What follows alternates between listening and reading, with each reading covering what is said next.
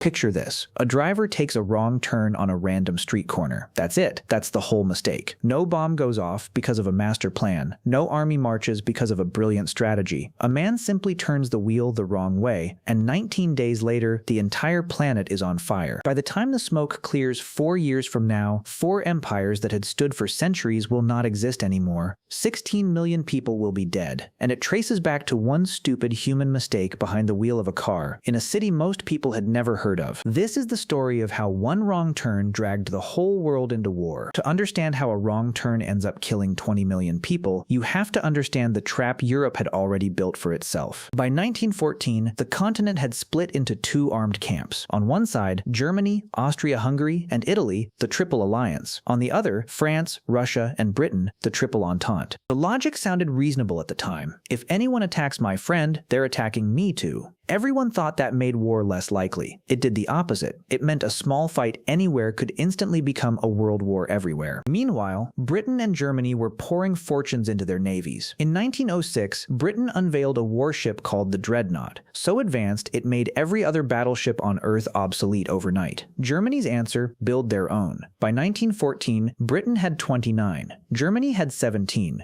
Neither side would blink first. Down in southeastern Europe, the Ottoman Empire was falling apart, and everyone wanted a slice. Serbia had doubled in size after 2 brutal regional wars, and Austria-Hungary was terrified Serbian nationalism would tear its own empire apart from the inside. Europe wasn't a continent anymore. It was a room full of people pointing loaded guns at each other. All it needed was one spark. June 28, 1914. Archduke Franz Ferdinand, heir to the Austro-Hungarian throne, rides through Sarajevo with his wife Sophie. Waiting along the route, 6 assassins from a Serbian nationalist group called the Black Hand. The first attempt is almost comically bad. A grenade bounces off the Archduke's car and detonates behind them instead. 20 people are hurt. The Archduke is untouched. The plot has failed. Then Franz Ferdinand does something that will cost him his life. He insists on visiting the people injured in the attack. His driver, unfamiliar with the new route, takes a wrong turn and stalls the car directly in front of a 19-year-old named Gavrilo Princip. 2 shots. Within the hour, both the Archduke and his wife are dead. Austria-Hungary wants blood, and Germany hands them a blank check. Austria sends Serbia a list of 10 demands designed to be impossible to fully accept. Serbia agrees to 9 of them anyway. Austria declares war regardless. Russia begins mobilizing to defend Serbia. Germany declares war on Russia. Germany declares war on France because France is allied with Russia. Germany invades Belgium to reach Paris faster. Britain, bound by treaty to protect Belgium, declares war on Germany. In just 6 days, nearly every major power in Europe is at war. Almost nobody believes it will last past Christmas. Germany's opening move is called the Schlieffen Plan. Swing through Belgium, encircle Paris, force a surrender in 6 weeks, then pivot east to crush Russia. Fast. Clean, decisive. Except Belgium refuses to just roll over. The fortress city of Liège holds out for nearly 2 weeks until Germany brings up massive siege guns and blasts through anyway. Roughly 6,000 Belgian civilians are killed along the march. By September, German forces are within 30 miles of Paris, but their army has moved so fast a gap opens between 2 of its own formations. In one of the war's strangest improvisations, 600 Paris taxicabs are commandeered to rush reinforcements to the front.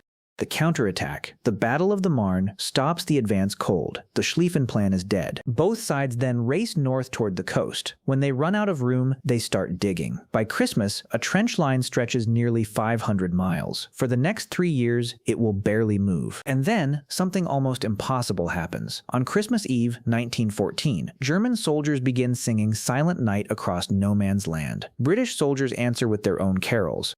An estimated 100,000 men climb out of their trenches, trade cigarettes, share food, and help bury each other's dead. It never happens again. By the next Christmas, commanders order artillery fire specifically to prevent it. What follows is a special kind of horror. Soldiers live for months in mud, rats, and the dead. Lice infest nearly every man on the front. In April 1915, Germany introduces poison gas at Ypres, 168 tons of chlorine released along a 4-mile stretch.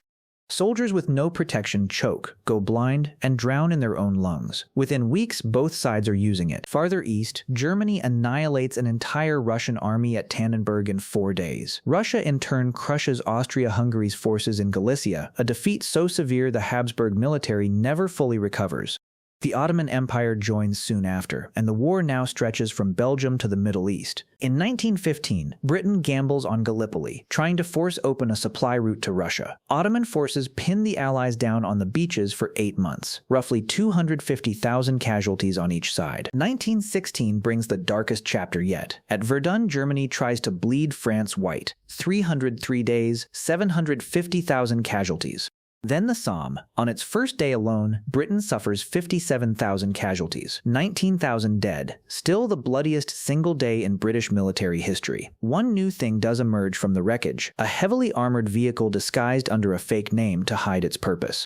The world calls it a tank. 3 seismic events reshape the entire war in a single year. First, Russia collapses. Starvation and revolution topple the Tsar. Lenin seizes power and pulls Russia out of the war entirely, freeing up nearly 1 million German soldiers to head west. Second, Germany makes a catastrophic miscalculation. A secret telegram offering Mexico U.S. territory if it invades America. British codebreakers intercept it. American newspapers publish it. On April 6, 1917, the United States declares war on Germany. Third, after a catastrophic offensive kills over 130,000 French soldiers in days, roughly half of all French divisions mutiny, refusing to advance into machine gun fire again. A new commander calms the crisis just long enough for American troops to begin arriving. By March 1918, Germany knows the clock is running out. It launches one final massive offensive, punching 40 miles through Allied lines, the largest gain since 1914. But it's bleeding its best soldiers faster than it can replace them. By July, the offensive collapses, and it's the Allies' turn. On August 8th, Allied forces smash through German lines at Amiens. German High Command calls it the Black Day of the German Army. From there, everything unravels at once. On November 11th, 1918, the 11th hour of the 11th day of the 11th month, the guns finally fall silent. The Treaty of Versailles is signed on June 28, 1919, exactly 5 years, to the day after the assassination that started it all. 4 empires that had ruled for centuries simply cease to exist. Among the soldiers who fought on the Western Front is a young corporal named Adolf Hitler, who will spend the next 2 decades turning Germany's resentment over this treaty into political power. French Marshal Ferdinand Foch looks at the final settlement and delivers a chillingly precise verdict. This is not peace. It is an armistice for 20 years. He is off by 65 days.